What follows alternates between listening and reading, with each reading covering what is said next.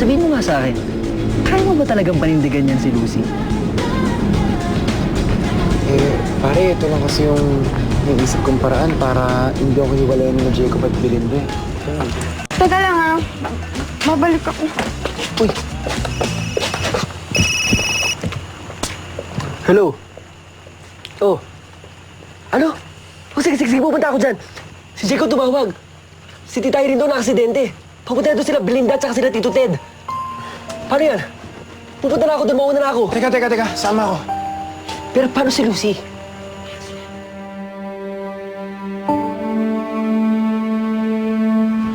Alam mo pare, feeling ko may something na sa dalawang to eh. Ano ko ba yan? Teacher yan si Miss Annabelle. Kaya bawal yun. Ano bawal? Eh halos buong araw na nga sila magkasama eh. Ayaw pang iwan ni Chris si Miss Annabelle.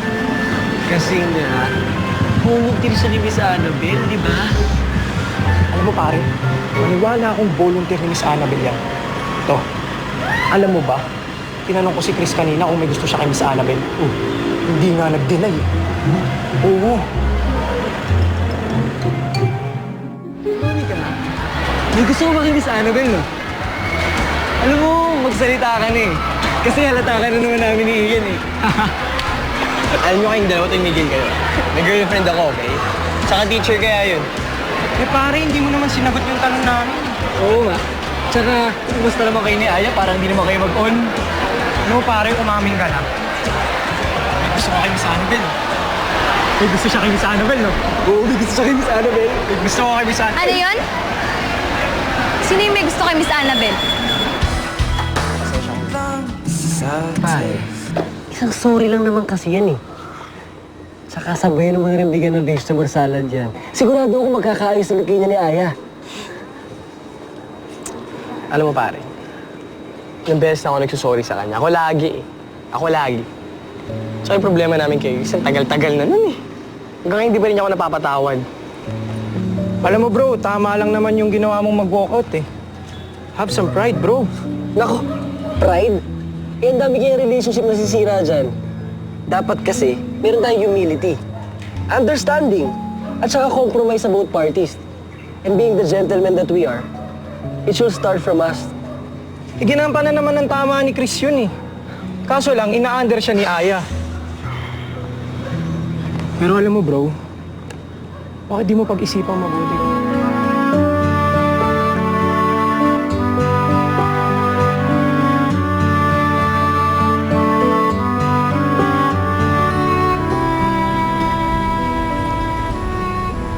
Uy! Ano silip mo dyan?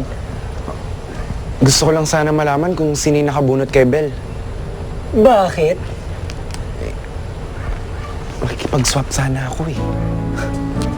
Hoy, akala ko pa titigil ka na. Hanggang ngayon ba naman, hindi mo pa rin tinatantanan si Belle? Pare, may Jacob na siya. Ikaw naman, may Lucy na. Sino ba may sabing kinukulit ko pa rin siya? Thankful ako kasi naging magkaibigan kami ulit eh.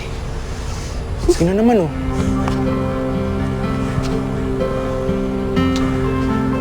Pare, please, pamasko mo na lang sa akin. Ay, no, Rick. No.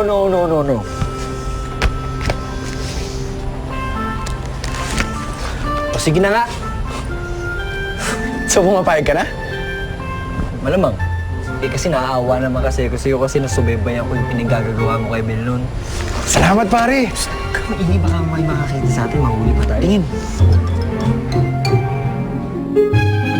Yeah, you know what it is. Black and yellow, black and yellow, black and yellow, black and yellow.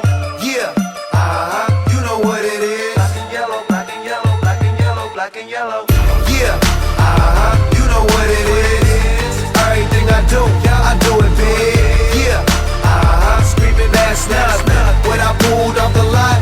That's done. Reppin' my town when you see me, you know everything. Black and yellow, black and yellow, black and yellow, black and yellow. I put it down from the whip to my diamonds. I'm in black and yellow, black and yellow, black and yellow, black and yellow.